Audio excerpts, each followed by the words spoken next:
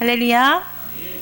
하나님은 없는 것을 죽은 것을 안 되는 것을 창조의 부활의 능력에 이제 네.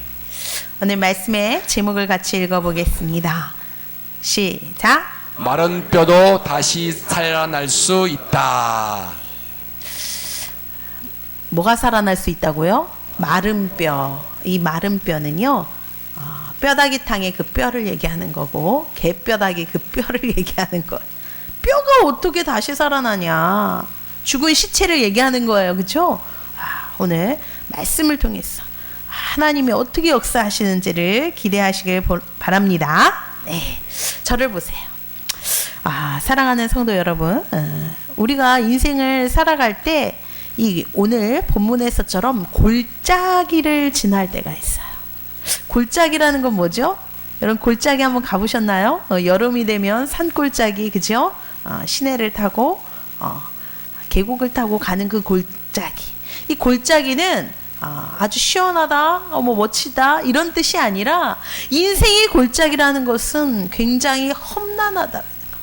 골짜기 가면 바위도 많고, 그죠? 위험하잖아요. 험난하고 어렵고 힘들고 위험한 그런 길을 골짜기 같은 인생, 평지가 아닌 골짜기의 인생이라고 합니다. 우리 인생 살다 보면 그런 일 많이 겪으셨죠? 뭔가 일이 잘 풀리고 잘 나가는 것처럼 했다가 이게 막히고 무너질 때 있어요, 없어요? 있죠. 또한 영적인 이야기를 하자면 우리가 아무리 기도해도 변화가 없는 것 있어요, 없어요? 있죠. 우리 눈에 어떤 한 사람을 위해서, 특히 목회자는 그래요. 제발 새 사람 돼서 예수 믿고 구원받고 교회 다니게 해달라고 그렇게 기도해도 아무런 변화가 없이 느껴질 때 있어요, 없어요? 그래요. 또한 사랑하는 사람들, 내가 아무리 이렇게 해라 저렇게 해라 잔소리해도 변하지 않고 바뀌지 않을 때 마음이 좀 아파, 그죠? 무너질 때가 있어. 무엇인가 오랫동안 기다렸지만 아무것도 달라지지 않고 희망이 없을 때 우리는 참 이런 생각을 해요. 이제 끝난 건가? 내 인생 끝인가? 망했나? 이제 안 되는 건가? 오늘 본문에 이스라엘 백성도 똑같이 그렇게 생각을 했대요. 왜냐하면 이 배경이 무엇이냐면 그들이요, 이스라엘이 나라를 잃어버렸어. 우리도 나라를 잃은 적이 있었지요. 지금 여기 계신 분들은 이 세대는 겪지 못했지만 나라를 잃는 비극을 겪었어요. 그것뿐만 아닙니다. 하나님 앞에 성전에서 예배드리는 그 시대인데 성전이 불타고 없어져 버렸어. 또 자신들이 살고 있는 도시는 다 폐허가 돼 버렸고요. 불이 탔고요. 심지어 그것도 절망인데 이 백성들 대부분의 많은 사람들이 멀리 바벨론이라는 나라로 포로로 끌려가 잡혀가고 말았습니다. 여기까지 들어보면 어때요? 좀 희망이 있나요? 처참하지요? 우리가 상상할 수 없는 인생과 개인적인 인생이 아니라 나라 자체가 멸망하고 포로가 되고 망해버리고 불타버리는 희망도 없고 소망도 없고 미래도 없고 비전도 없는 아주 절망덩어리의 그런 상태에 오늘 하나님이 쫙 등장하시는 거예요. 포로로 잡혀간 그 사람들 가운데 에스겔이라는 하나님의 선지자가 있었어요. 뭐 지금을 말하면 저처럼 목사님이 포로로 같이 그 속에 끌려갔겠죠. 그 속에 하나님이 딱 등장하셔서 이 에스겔을 골짜기로 딱 데리고 가신 거예요. 골짜기. 근데 그 골짜기에 뭐가 가득 있었어요? 마른 뼈. 뼈다귀들이 얼마나 많은지 몰라. 이 뼈가 있다라는 건 뭐예요? 사람이 있었지만 죽어서 썩어서 시체가 돼서 결국 뼈다귀만 남았더라. 아무런 희망이 없는 무덤가, 그런 데를 하나님이 데려가셨어. 처참하죠. 근데 왜 그걸 보여주셨냐? 이 얘기예요. 오늘 말씀의 핵심 주제는 우리는 끝이라고 생각할 때 있어요, 없어요? 희망이 없네. 이건 가망 없어. 그런데 그곳에서 하나님은 새로운 일을 시작하신다는 사실입니다. 아니 그 원래 끝나면 끝나야 되잖아요. 가망이 없잖아. 이건 시체도 아니고 이제 막 죽은 것도 아니고 살릴 수 있는 가망이 아니라 아예 썩어서 없어져서 살도 썩고 아무것도 남겨지지 않는 뼈다귀만 뼈만 남은 그런 가운데 하나님이 새 일을 시작하신다라는 놀라운 이야기입니다. 오늘 말씀을 통해서 하나님이 우리의 인생도 우리의 삶도 우리의 신앙도 다시 시작하게 하신다는 그 소망을 담고 오늘 말씀 가운데 은혜 받는 여러분 되기를 소망합니다.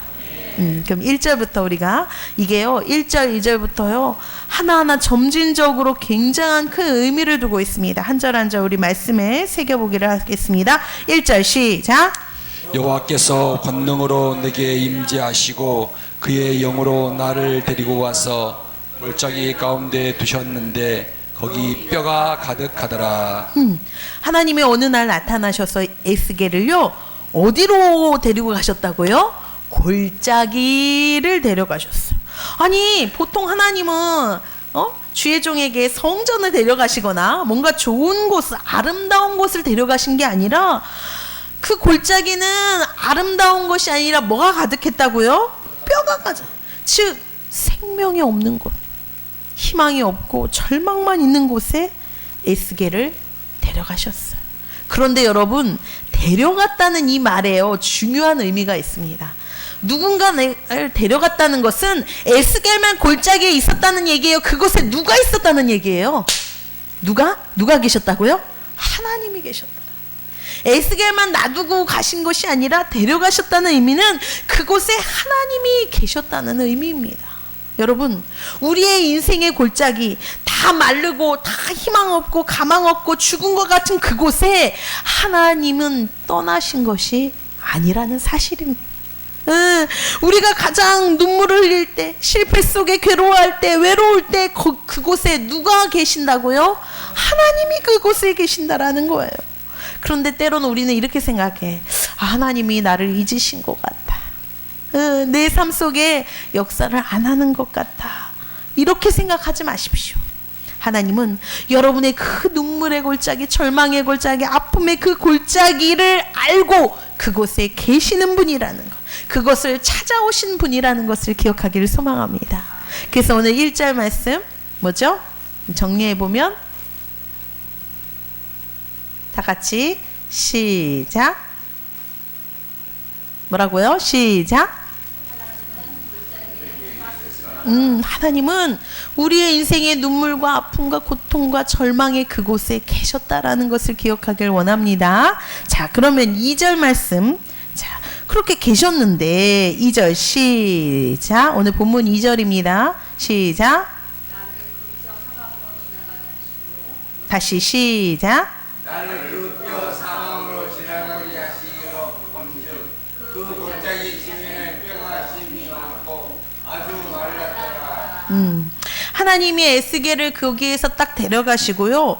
단순히 멀리 바라보게 하시지 않고 직접 그 사이를 어떻게 해요? 지나가게 하셨어요. 그죠? 왜 그러셨을까? 왜 그러셨을까? 여러분을 무덤가에 데려가고 무덤 사이를 야 네가 밟고 가라. 뼈들이 막 사람 시체 해골이 막 있는 데를 지나가게 하면 어때요? 좀 오싹오싹하겠죠. 무섭겠죠. 그런데 하나님은 과감하게 에스겔을 밀어넣으시면서 지나가라 하셨어. 이건 뭐냐면 하나님께서는 이 에스겔 선지자에게 이스라엘의 절망, 이 가망 없음, 이 죽음을 정확하게 보기를 원하셨어요. 현실을 정확하게 보기를 원하셨어요. 하나님은요 이렇습니다. 우리의 현실을 외면하지 않으십니다. 우리의 아픔을 모른 척 하시는 분이 아니에요. 우리의 고통을 작게 여기시고 그냥 별것 아니라고 취급하시는 분이 아니라 우리 하나님은 우리의 상황을 정확하게 꿰뚫어 보시고 아시는 분이라는 걸 기억하기를 원합니다. 우리 때로 그런 얘기 할 때 있어요. 서로 어때요? 요즘 괜찮아요? 제가 성도님한테 오늘도 아픈 거 괜찮습니까? 어때요? 괜찮아요? 그러면 대부분 우리 뭐라고 얘기해요? 네, 괜찮습니다 라고 해요. 안 괜찮은데도 괜찮다고 할 때 있어요? 없어요? 있어. 왜? 안 괜찮다 하더라도 뭐 상대방이 뭘 해결해 줄 것도 아니고 마음만 복잡하고 심란하고 별로 알리고 싶지 않을 때 괜찮아요 할 때가 있어. 그런데 여러분, 사람한테는 괜찮다고 말할 수 있지만 하나님 앞에는 괜찮은 척 숨기지 않기를 원합니다.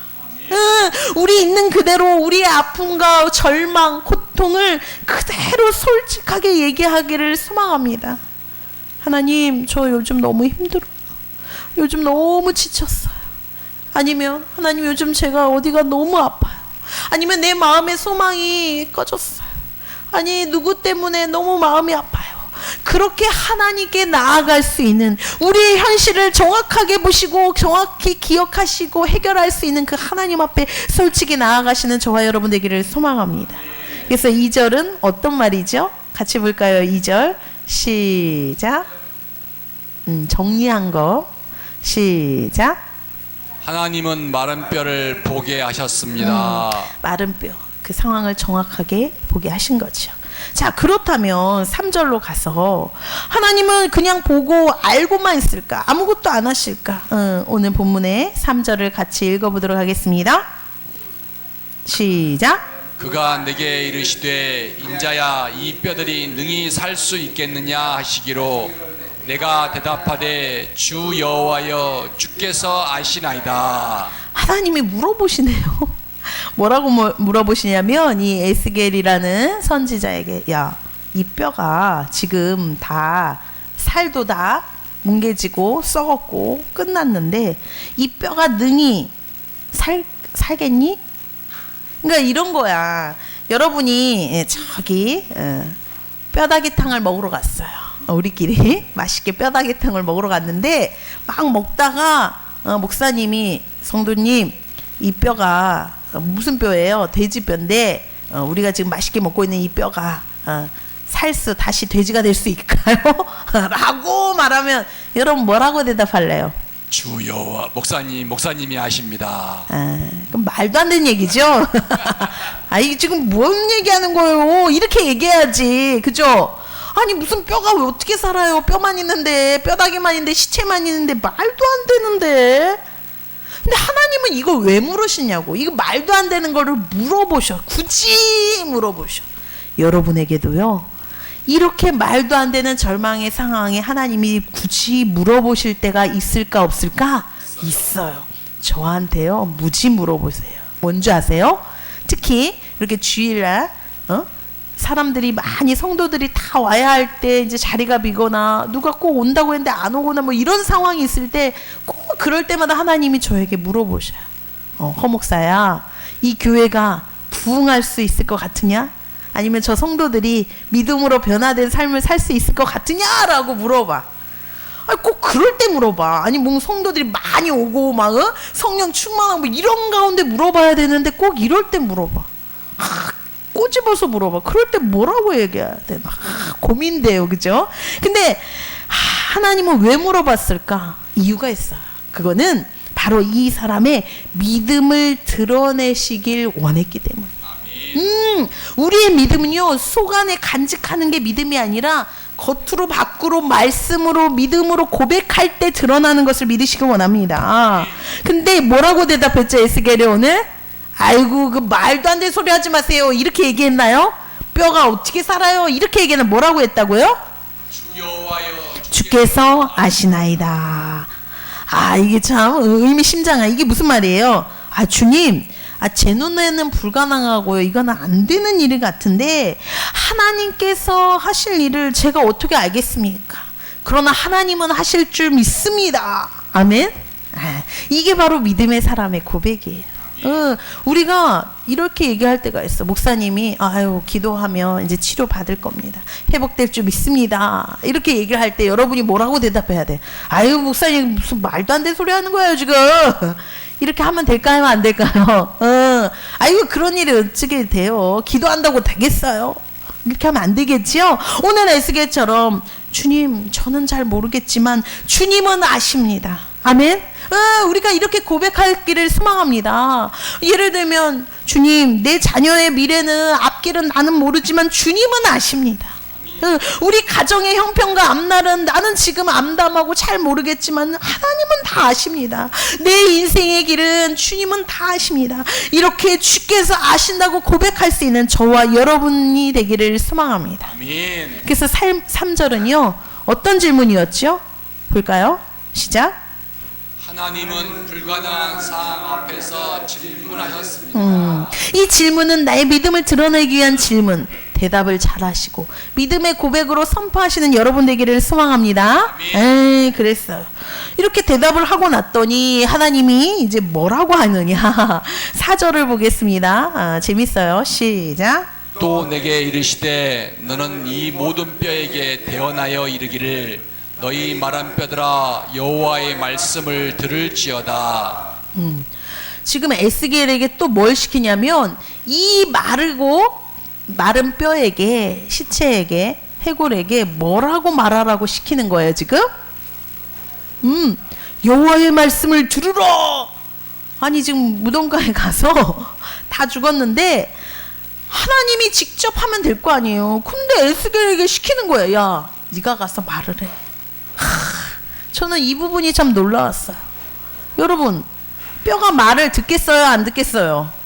뼈다귀가 우리가 말한다고 들을 수 있는 귀 있어요 없어요? 아니 사람도 말도 안 듣는데 죽어있는 뼈다귀에게 말을 하다니요. 아니 이게 무슨 코미디도 아니고 이게 무슨 일입니까? 그러나 하나님은 말씀하십니다. 왜 이걸 말하라고 굳이 시킬까? 하나님이 그냥 하시면 되잖아. 그렇지 않아요? 이 뼈들아 일어나라 살아나라 하는데 굳이 인간이나 에스겔에 야 네가 가서 얘기 좀 해. 이건 뭐예요? 바로 여기는 네가 보기에 죽은 곳 같은 곳, 안 되는 곳, 절망 다 끝난 곳에 하나님의 말씀을 전하라. 이런 거예요. 에이 죽었는데 끝났는데 말씀 전한다고 그게 살겠어요?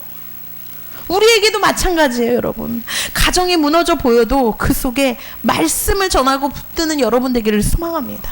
어떤 사람 가망이 없어요. 예수 믿을 것 같지 않아요? 완악해 보여요? 믿음 없어 보여도 그 속에 하나님의 말씀을 증거할 수 있는 여러분 되기를 소망합니다. 어제 제가 우리 교회에서 주일을 준비하고 뭐 반찬도 준비하고 설교도 준비하고 있는데 어떤 사람이 막 왔어요. 보니까 내가 아는 우리 성도였던 사람이야. 근데 갑자기 이제 술을 잔뜩 취해서 오신 거야. 아니 그것 때문에 병원에 간다고 들었는데 어떻게 탈출을 했는지 오신 거예요. 그래서 어떻게 된 거냐 했더니 뭐 사정 얘기를 해서 휴가를 잠깐 나온 것 같아요. 그래서 또 가신다고 하더라. 그런데 내 속에 갈등이 있어. 아 저런 사람은 저렇게 알코올 중독이 돼서 저렇게 힘든 사람은 가망이 없어 보이는. 응? 그렇게 수많은 시간 동안 기회를 줬지만 가망이 없어 보이는데 그래도 제가 용기를 냈어요. 오늘 이 말씀 때문에 내일 주일이니까 우리 주일 예배 와서 말씀 들읍시다. 그러니까 또 알았대요. 전혀 올 것 같지 않은 상황. 그런데도 에이 오긴 뭘 와. 저런 사람이 교회 와서 무슨 말씀을 들을까. 우리는 일반적으로 상식적으로 이렇게 생각할 수 있어요. 그렇죠? 그런데 오늘 말씀 보니까 죽은 것 같은 곳, 희망 없고 가망 없는 그곳에서도 내 말씀을 전하여라. 할렐루야. 왜냐면요 사람을 살리고 생명을 일으키는 것은 우리가 아니라 누구예요? 하나님의 말씀이기 때문입니다. 여러분 믿습니까? 이거 믿어야 돼요. 진짜 생명을 일으키고 회복시키고 살리는 것은 하나님의 말씀밖에 없다는 것을 기억하기를 소망합니다.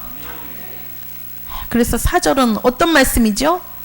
네가 다시 태어나라는 것은 뭐죠? 시작. 말씀을 전하게 하셨습니다. 우리에게 말씀을 전하게 하는 그런 일을 시키셨다라는 거예요. 자 그러면 5절을 한번 보겠습니다. 5절.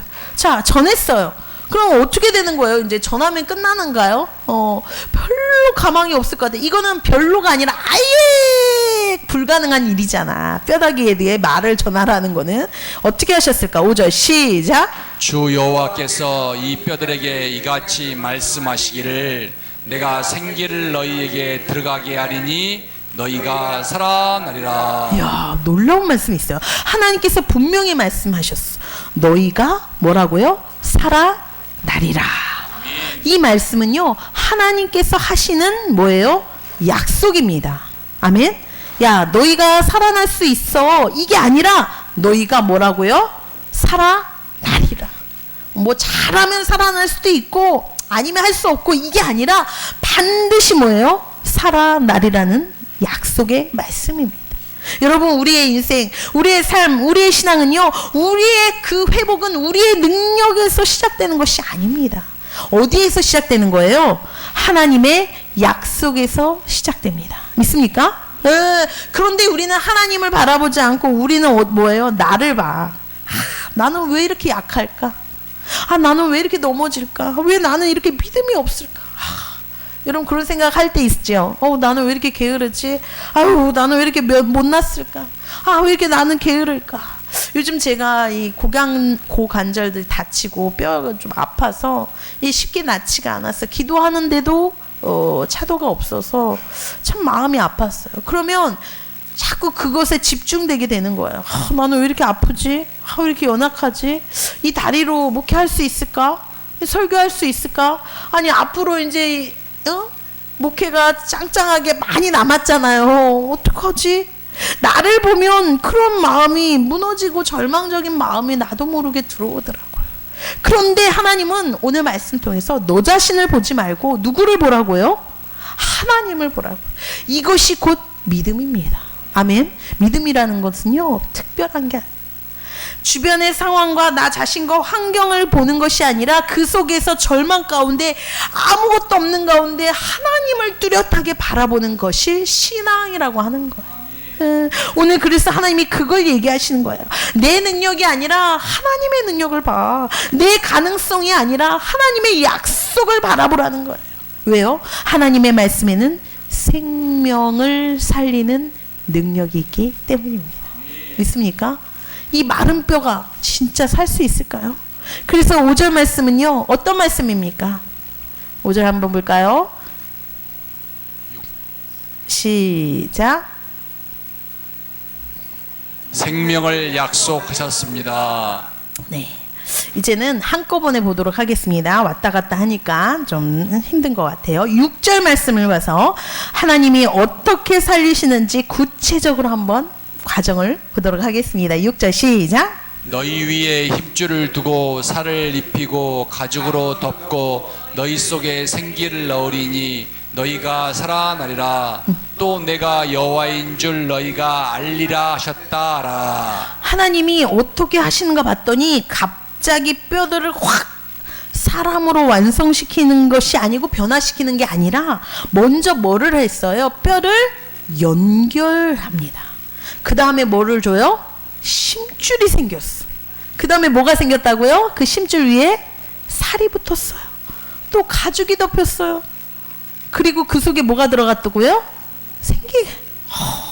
즉 이게 하나가 생겨났다고 열거를 하는데, 하나님은 그냥 갑자기 뚝딱 만드시는 게 아니라 하나 이게 뭐예요? 회복의 과정을 이야기하는 거예요.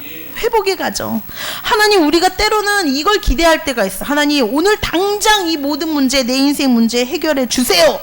오늘 그냥 확 없애주세요 라고 기대할 때가 있어. 그런데 하나님은요, 회복을 하실 때 때로는 한 단계씩 회복을 시키신다라는 것을 기억하기를 소망합니다. 어떻게 회복을 시키시냐면, 보통은 먼저는 우리의 무너진 마음을 위로하시고 붙드시는 것부터 시작을 해요. 마음부터 하나님 앞에 향하도록 하셔. 그 다음에 뭐예요? 그 다음은 우리에게 기도를 할 수 있도록 하나님을 찾을 수 있는 마음을 주시고, 또 그 다음에는 그래, 예배 드려야지, 교회 가야지, 그런 마음을 주시고, 이게 여러분처럼 이게 중간 단계까지 온 거야. 그 다음에 뭐예요? 하나님이 우리에게 말씀을 주시는 거예요. 내가 하지 못하는 거, 어떤 사람을 예를 들어 사랑하라, 섬기라, 어떤 것을 봉사하라, 이렇게 순종하고 실천할 수 있는 단계까지 우리를 과정으로 이끄신다는 사실을 기억하기를 소망합니다. 그런데 질문할게요. 이렇게 과정 중에 있다고 해서 하나님이 일을 하지 않는 거예요? 하시는 거예요? 하는 거예요. 근데 과정은 결과가 당장 보이지 않으니까 우리는 보여요, 안 보여요? 안 보여요. 여기서 우리가 중요한 포인트가 뭐예요? 아직 완성되지 않았다고 해서 실패한 게 아니라는 거예요. 뼈가 연결되고 있는 중이고 살이 붙고 근육이 붙고 가죽이 붙어 있는 중 하나님이 일하고 계시다는 것을 여러분 기억하기를 소망합니다.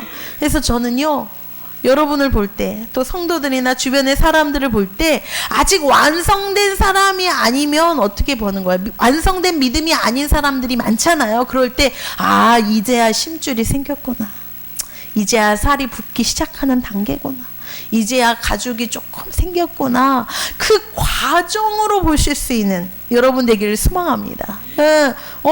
넌 뭐야, 살만 붙었고 근육이 없어, 인간이 아니네, 확 부셔버리면 돼요, 안 돼요? 내가 부셔버리면 안 되잖아요, 그죠? 기다릴 수 있는 그런 믿음, 하나님이 하실 때까지 기다릴 수 있는 믿음이 필요할 줄 믿습니다. 그래서 우리는요, 조금씩 회복되고 있다면 뭐 해야 돼요? 감사하십시다. 어제보다 오늘 조금 더 기도했다면 그것을 감사하기를 원합니다. 그쵸? 오늘 예배 자리에 여러분처럼 있다면 이것 또한 감사합니다. 왜? 하나님이 우리를 지금 회복시키고 계십니다. 네. 그러면 그 다음에 어떻게 또 하나님이 역사를 하신지 7절을 볼까요? 시작. 이에 내가 명령을 따라 대언하니 대언할 때 소리가 나고 움직이며 이 뼈 저 뼈가 들어맞아 뼈들이 서로 연결되더라. 자, 이게 무슨 말이에요? 이에 내가 명령을 따라 대언하니, 즉 여기까지는 하나님이 말씀을 해주시는 거야, 그죠? 이렇게 해라, 명령을 하신 거야. 그래서 그 말씀을 가지고 에스겔이 똑같이 하나님의 말씀 그대로 뭐 한 거예요? 지금 순종한 거예요, 선포한 거예요, 얘기한 거예요, 전한 거예요, 그죠? 그랬더니 여러분 놀라운 일이 일어났습니다. 뭐래요? 소리가 나고 움직이고 이 뼈 저 뼈 이 뼈다귀가 이렇게 널브러져 있는데 뼈들이 축축축축축축 들어맞아가지고 움직이기 시작했다는 사실입니다. 여러분, 이 기적 지금 에스겔이 만든 거예요? 누가 만든 거예요? 하나님. 근데 어떻게 하신 거예요? 하나님이 혼자 하신 것이 아니라 에스겔이 그 말씀에 순종했을 때, 그 말씀을 그대로 실천했을 때 하나님이 하셨다라는 놀라운 사실입니다. 여러분 아십니까? 기적은요, 하나님이 하시는 거예요. 그런데 하나님은 가만히 있는 우리에게 와서 우리가 뒷짐지고 팔짱 끼고 아무것도 안 하고 누워있을 때 기적을 일으키시는 것이 아니라, 오늘도 하나님의 말씀에 그 작은 한 말씀을 붙들고 내가 순종할 때, 움직일 때, 그 작은 것 하나에 내가 하나님 앞에 시도하고 명령을 따라갈 때, 순종할 때 하나님이 기적의 역사를 시작하신다는 걸 기억하기를 원합니다. 우리는 하나님 말씀에 순종하라니까 뭐 거창하고 엄청나 크고 막 목숨을 걸고 막 이런 것만 생각하는데 그렇지 않습니다. 순종이라는 건 뭐냐? 오늘 해야 할 순종을 하라는 거예요. 하나님이 우리에게 요구하시는 것은요, 뭐 인생 전체를 막 만들어내서 좋은 결과, 성공을 딱 너 이렇게 해, 이렇게 하시는 것이 아니라 오늘 해야 할 순종을 하라는 거예요. 그래서 기도하라면 어떻게 해야 될까요? 그렇죠. 기도하면 되는 거. 용서하라고 하면 어떻게 해야 돼요? 그냥 용서해야 되는 거야. 내가 이해가 안 돼도, 마음에 안 들어도 그냥 용서하면 되는 거야. 예배하라고 하시면 어떻게 해요? 예배 나오면 되는 거예요. 말씀 전하라고 누구 찾아가서 전도하라면 어떻게 해야 돼요? 전도하면 되는 거야. 순종은 누가 할 일이고 내가 할 일이고, 기적은 하나님께서 하신다. 따라 볼까요? 순종은 내가 할 일이고 기적은 하나님이 하실 일이다. 하나님이 하실 일이다. 우리의 순종을 통해 일하시는 하나님. 모세가 홍해 앞에 바다를 가르는 그 기적의 사건 많이 들어보셨죠? 그럴 때 가만히 모세가 있었을 때 바다가 쫙 갈려진 것이 아닙니다. 우리 배웠어요. 출애굽기를 자세히 읽어보면 하나님이 지팡이, 너 그 지금 지팡이 나이가 들어서 그 지팡이를 바다를 향해서 내밀래. 그 말씀에 모세가 믿고 순종했을 때 무엇이 일어난 거예요? 바다가 갈라지는 기적이 일어나.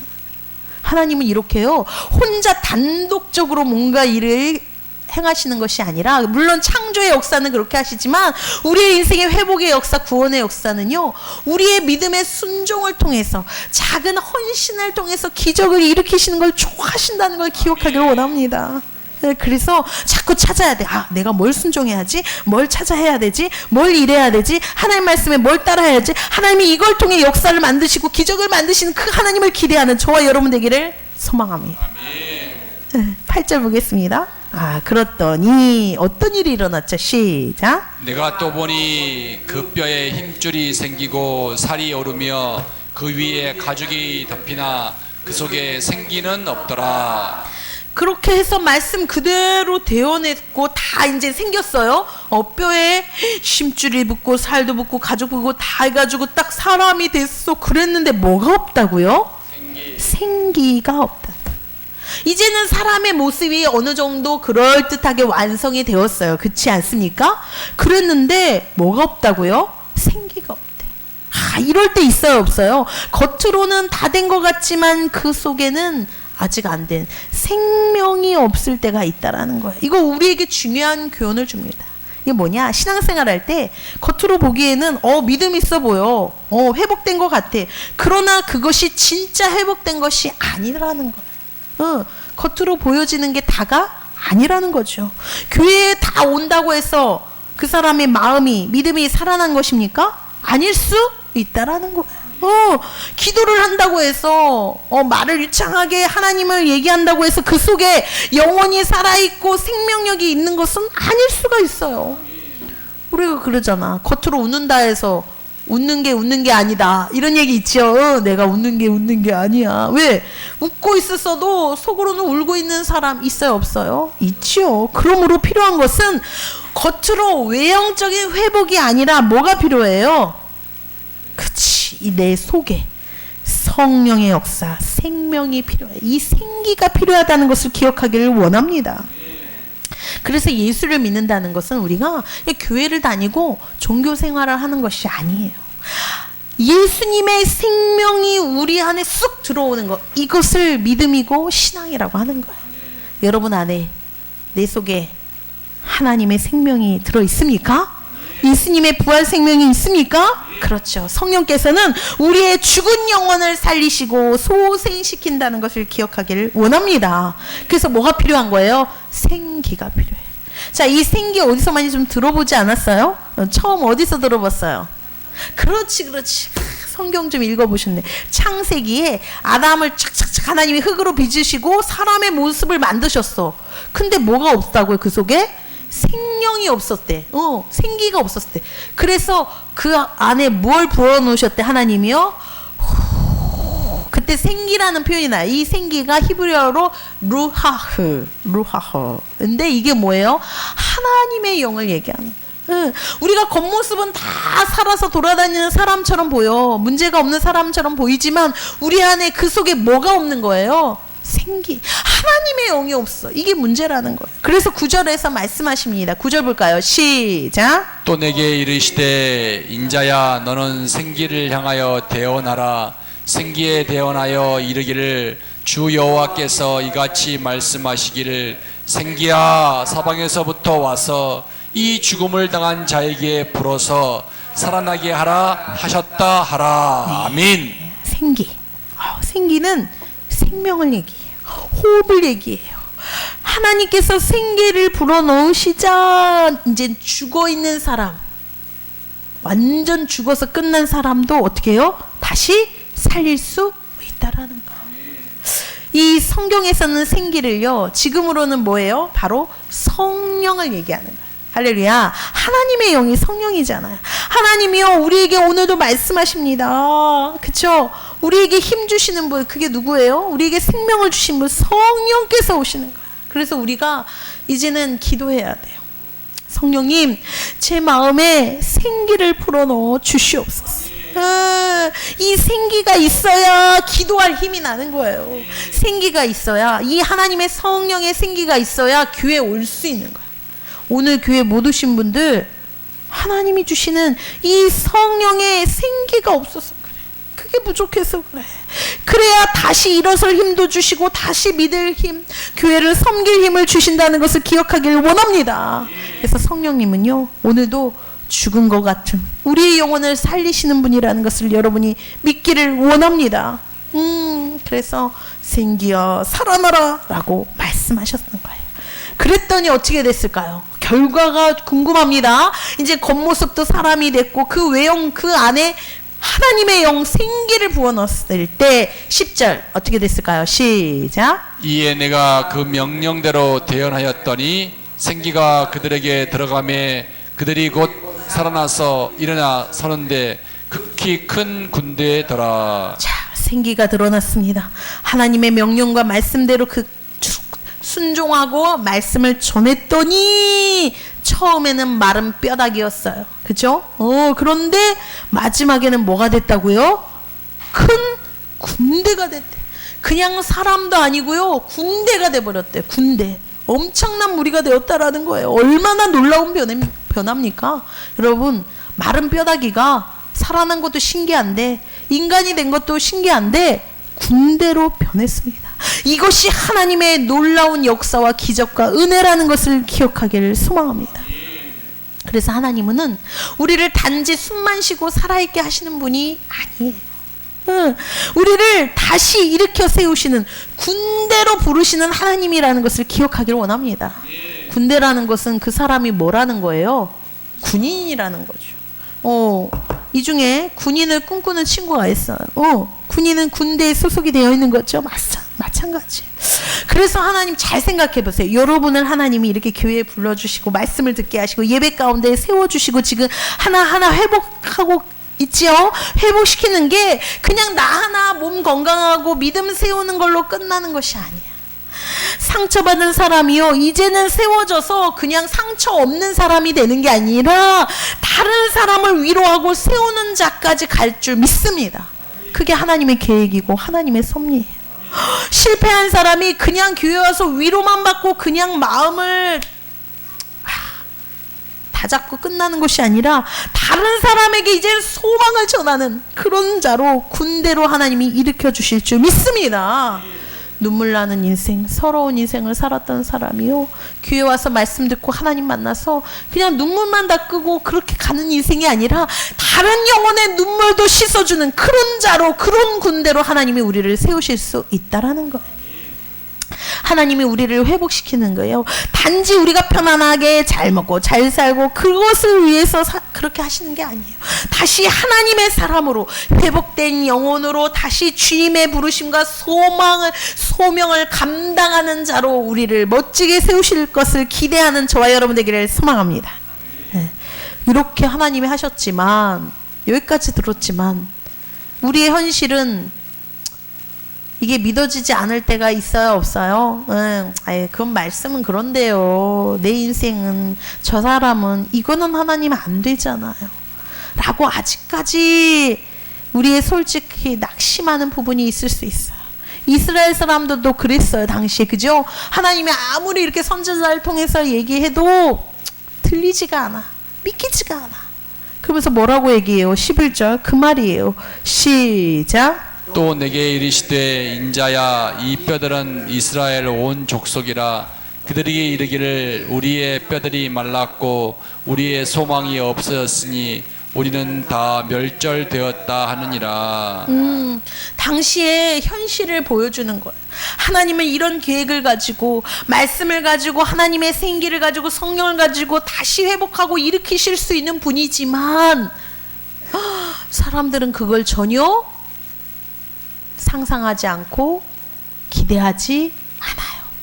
하나님을 믿지만, 교회 다니지만, 예배를 드리고 기도까지 하지만 그런 일이 있을까?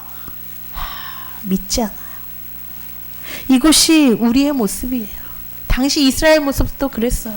하나님, 우리 뼈가 말랐어요. 다 끝났다고. 다 죽었어요. 우리 인생 끝났다고요. 아니, 나라가 망했다니까요. 하나님 앞에 예배드리는 성전도 불타고요. 우리 재산도 다 끝났고 우리 포로가 됐고요. 이게 뭡니까? 그죠? 끝장났다고요. 낙심한 영혼들은요 이런 얘기예요. 그래서 우리 주변에 그런 얘기 자주 하는 사람 있어요. 야, 나 끝났어. 야, 나 망했어. 이런 얘기 자주 하는 사람 있죠. 이게 낙심의 언어예요. 믿음의 언어가 아니에요. 이 속에 깊은 절망이 있는 사람들. 그래서 이런 얘기는 하면 안 돼. 야, 나 끝났어. 망했어. 야, 개털됐어. 이런 얘기. 어르신들. 이런 얘기. 그러나 여러분, 우리는 이제 이 낙심의 말을 하는 것이 아니라 하나님이 어떻게 나를 살리신다. 하나님은 반드시 죽은 것도 살리시는 분이다. 아멘이 안 나오니까? 마른 뼈다귀도 다시 회복시키는 하나님. 아멘. 그 말씀을 좀 제발 믿고 바라보는 저와 여러분이 되기를 소망합니다. 그렇다고 이렇게 낙심했다고 그 사람을 책망하거나 버리시는 하나님이 아니에요. 그러나 여러분의 그 낙심의 말이 마지막이 되지 않게 하시는 분이 누구예요? 하나님이에요. 그럼요. 우리는 끝났어. 안 되나 봐. 이게 아니라 그 마른 뼈다귀 같은 뼈다구만 남은 내 인생도 하나님의 능력과 말씀을 볼 수 있는 믿음의 눈이 열리기를 소망합니다. 12절 볼까요? 그랬더니 하나님이 쐐기를 박으시는 거야. 믿음 없는 우리, 낙심하는 우리에게, 절망하는 우리에게 다시금 말씀하십니다. 시작. 그러므로 너는 대언하여 그들에게 이르기를 주 여호와께서 이같이 말씀하시기를 내 백성들아 내가 너희 무덤을 열고 너희로 거기에서 나오게 하고 이스라엘 땅으로 들어가게 하리라. 너무 아멘. 멋있는 말씀. 하나님은요, 내가 너희를 무덤 안에 들어가서 위로하겠다라고만 말씀하지 않으세요. 어떻게 해요? 무덤에서 나오게 하겠다. 할렐루야. 우리 인생에는요, 여러 무덤이 있어요. 예수 믿어도 무덤에서 나오려고 생각을 안 하는 사람이 있어요. 뭐예요? 실패의 무덤, 상처의 무덤, 자포자기의 무덤, 죄책감의 무덤, 여러 가지 절망과 두려움의 무덤이 우리의 인생에 있습니다. 그죠? 그런데 하나님이 오늘 말씀하시는 거야. 제발 거기서 나오라. 내가 나오게 하겠다. 나오라고 하시는 거예요. 이 말씀은요, 예수님과 연결이 돼요.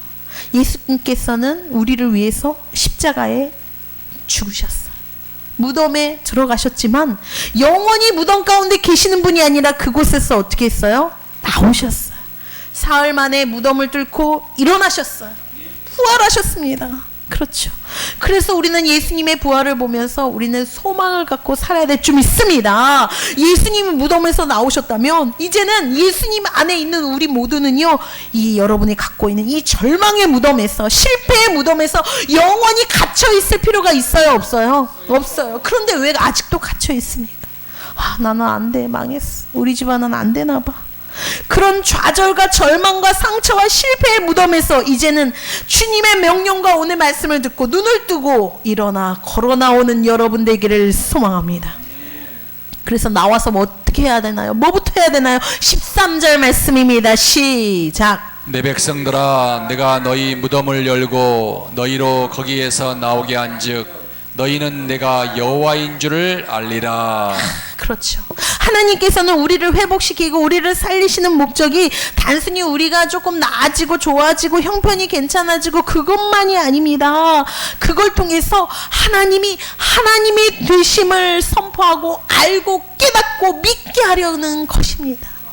그래서 하나님은요, 여러분의 인생을 반드시 회복시키실 것입니다. 하나님의 이름을 걸고 회복시키실 것입니다. 왜냐? 하나님은 목적이 있으시니까. 내 인생과 내 믿음이 회복되고 내 가정이 회복돼야 그것을 통해서 살아계신 하나님을 우리가 알고 믿을 수 있기 때문입니다. 그럼요. 그래서 저는 절망하지 않습니다. 포기하지도 않을 겁니다. 지금 더디게 믿음이 자라고 믿음이 없은 그 사람도 하나님이 조금씩 일하고 계심을 믿고 계속 말씀을 선포하고 기도하고 하나님께 맡기며 그렇게 살아가야 될 줄 믿습니다. 그런데 오늘 이 고백을 보면 13절 말씀을 보면 내 힘으로 된 거예요? 내 노력으로 된 거예요? 내 능력으로 된 것이 아닙니다. 누가 하신 거죠? 하나님이 하셨습니다. 따라해 볼까요? 시작. 하나님이 하셨습니다. 하나님이 하셨습니다. 우리가 이때까지 살아온 것도요, 지금 죽지 않고 이만큼 또 이렇게 신앙생활 하는 거, 이거 모두 하나님의 은혜입니다. 내가 넘어졌지만 또 내가 실패했고 절망했지만 우리가 이렇게 다시 일으켜 세워져서 주를 섬기고 하나님 앞에 나올 수 있던 거, 이거 하나님의 은혜 아니겠습니까? 내가 그건 몰랐어. 그런데 하나님이 나를 붙잡고 계시고 나를 끝까지 놓지 않았다는 사실을 기억하기를 소망합니다. 그래서 우리가요, 회복의 끝에는 하나님을 더 깊이 아는 은혜가 있고 하나님의 사랑을 깨닫는 은혜가 넘친다는 것을 기억하기를 원합니다. 그렇죠? 마지막 14절. 이제까지 수고하셨어요. 14절 한번 볼까요? 시작. 내가 또 내 영을 너희 속에 두어 너희가 살아나게 하고 내가 또 너희를 너희 고국 땅에 두리니 나 여호와가 이 일을 말하고 이룬 줄을 너희가 알리라. 여호와의 말씀이니라. 내가 또 내 영을 너희 속에 둔대. 너희 밖에 두는 것이 아니라 우리 안에 두신대요. 즉 하나님은 단지 외부에서 밖에서 우리를 도와주시고 밀어주시는 분이 아니라 하나님의 영을 우리 안에 두시는 분입니다. 이것이 놀라운 은혜이고 이것이 복음입니다. 예수님을 믿는 사람은요, 그래서 우리 안에 뭐가 계시는 거예요? 성령님이 거하시는 거예요. 그러므로 우리는 혼자가 아니라는 것을 기억하기를 원합니다. 내가 비록 힘이 없고 연약하고 약하고 아파도 성령님이 나와 함께 하시는 거예요. 내가 기도할 수 없어도 성령님이 도우시는 거예요. 내가 넘어져도 성령님이 나를 다시 일으키신다는 사실을 우리는 깨닫고 알아야 될 줄 믿습니다. 그렇습니다. 오늘 말씀 1절부터 정리해 보겠습니다. 이것은 하나님이 우리의 인생을 어떻게 회복시키고 구원으로 이끄시는 과정을 하나하나 순서대로 하나님이 말씀해 주시는 거예요. 한번 첫 번째 볼까요? 1절부터 읽어볼까요? 시작. 하나님은 골짜기에 계셨습니다. 2절. 하나님은 마른 뼈를 보게 하셨습니다. 그렇죠. 그 다음 3절. 하나님은 불가능한 상황 앞에서 질문하셨습니다. 그렇죠. 또 4절 보겠습니다. 말씀을 전하게 하셨습니다. 작은 사명 순종하라고 하셨지요. 5절입니다. 생명을 약속하셨습니다. 반드시 하나님이 하실 거라고 우리에게 약속하셨습니다. 6절입니다. 회복의 과정을 시작하셨습니다. 한 방에 이루시는 일도 있지만 모든 회복에는 과정이 필요합니다. 시간이 필요합니다. 단계가 필요하다는 걸 기억하기를 원합니다. 7절. 순종을 통해 역사를 이루셨습니다. 하나님이 기적을 일으키실 수 있는 분이지만 우리의 작은 순종, 우리의 믿음을 통해서 역사하신다는 것을 반드시 기억하기를 원합니다. 아멘. 8절. 외형적인 회복의 한계를 보여주셨습니다. 겉만 회복되면 안 돼요. 그죠? 겉만 멀쩡하면 안 돼. 속이 회복을 해야 돼. 그래서 9절. 성령의 생기를 약속하셨습니다. 반드시 우리의 영에 하나님의 영을 둔다고 약속을 해 주셨습니다. 그래서 어떻게 한다고요? 10절. 죽은 자들을 큰 군대로 세우셨습니다. 단순히 살리고 사람을 만드신 게 아니라 큰 군대로 사명자로 우리를 세우신다는 것을 기억하기를 원합니다. 11절. 낙심한 백성의 마음을 들으셨습니다. 그러나 이렇게 하나님의 약속과 말씀 가운데 우리는 낙심하고 믿지 못할 때가 있어. 그러나 그 마음도 하나님은 들으시고 아시는 분이에요. 그렇죠? 12절. 무덤에서 나오게 하셨습니다. 여러분, 무덤에서 이제 나와야 될 줄 믿습니다. 절망의 무덤, 안 된다는 무덤, 그 포기의 무덤에서, 낙심의 무덤에서 제발 이제는 나오기를 소망합니다. 13절 말씀. 하나님을 알게 하셨습니다. 이제 회복 가운데 하나님이 이런 하나님이구나. 하나님의 사랑과 은혜를 결국은 깨닫게 하신다는 것입니다. 마지막 14절. 하나님의 영을 주셔서 살게 하셨습니다. 영원토록 이제는 하나님의 성령이 내 안에 계셔서 나를 살게 하시고 이제는 넘어지지 않게 붙들어 주신다는 사실을 기억하기를 소망합니다. 정리해보면 그래요. 마지막 적용입니다. 그럼 이제 우리 어떻게 살을까요? 3가지만 말씀드리고 마치겠습니다. 첫 번째, 오늘 하루를 포기하지 마십시다. 마른 뼈가 살아나는 일은요, 한순간에 완성된 것처럼 보이지만 그 속에는 과정이 있다고 했죠. 순서가 있고 단계가 있어요. 우리의 회복도 그래요. 여러분의 인생이 회복되고 신앙이 회복되고 가정이 회복되려면요, 당장 오늘 문제가 회복되지 않을 수가 있어요. 해결이 안 될 수가 있지만 그래도 불구하고 그럼에도 오늘 하루하루를 믿음으로 살아내야 될 줄 믿습니다. 그래서 오늘 기도해야 되고요, 오늘 말씀을 읽어야 돼요. 오늘 예배하십시오. 오늘 사랑한 사람을 사랑하십시다. 하나님은 우리의 그 작은 순종을 통해서 회복의 역사를 시작하시는 분, 그래서 오늘 하루를 포기하지 않는 여러분 되기를 소망합니다. 두 번째는요, 우리 끝났다, 망했다 이런 말을 너무 빨리 하지 않기를 소망합니다. 끝날 때까지 끝난 것이 아니다. 하나님이 끝났다고 할 때까지는 끝난 것이 아니라는 거예요. 그래서 우리는 너무 속단해서 내 인생을 결정하고, 야 이건 안 돼, 끝났어, 에휴 됐어, 이렇게 포기하지 않는 저와 여러분 되기를 소망합니다. 세 번째, 이제는 우리 내 자신을 보지 말고 예수님을 바라보며 예수님이 주신 기회를 붙잡기를 소망합니다. 하루가 24시간이라는 거 놀라운 은혜가 있어요. 오늘 망했어요, 오늘 안 됐어요, 내일 다시 24시간이 돌아갑니다. 아침이 와요. 새로 시작할 수 있는 기회. 또한 한 달에 1일은 끝나는 것이 아니라 31일이 되면 그 다음 달이 열려진다는 사실 아십니까? 이번 달에 어려웠나요? 괴로웠나요? 다음 달은 다를 수 있습니다. 아멘. 그 소망을 붙드세요. 아, 올해 1년은 너무 아프고 괴로웠어요. 안 됐나요? 내년에 1년은 다시 1월의 시작은 하나님 앞에 믿음으로 믿고 나아가는, 하나님의 역사를 기대하며 나아가는 저와 여러분의 삶이 되시기를 축원합니다. 기도합시다. 하나님, 오늘 우리 인생에는 마른 뼈 같은, 참 끝날 것 같은, 소망이 없는 그런 현실을 부딪혀 살아갑니다. 그러나 하나님은 오늘 말씀하십니다. 내가 너를 다시 살리겠다. 내 마음에 생기를 불어넣겠다. 내가 내 무덤을 열고 나오게 하겠다. 내가 내 속에 영을 두어 살게 하겠다. 우리가 믿는 예수님은 죽으셨지만 다시 부활하셨습니다. 그러므로 예수님 안에 있는 사람에게는 끝이 없습니다. 오늘 아무리 낙심했어도 다시 시작할 수 있습니다. 오늘 아무리 지쳤어도 다시 일어날 수 있습니다. 오늘 아무리 마음이 말라 있어도, 생기가 없어도 성령께서 생기를 불어넣어 주실 줄 믿습니다. 오늘 마른 뼈만 보지 않게 하여 주시고 생명을 주시는 하나님을 바라보며 이 하루하루 최선을 다해 성실히 주님 말씀에 순종하며 살아가게 하여 주시옵소서. 감사드리며 살아계신 예수 그리스도의 이름으로 기도하옵나이다. 아멘.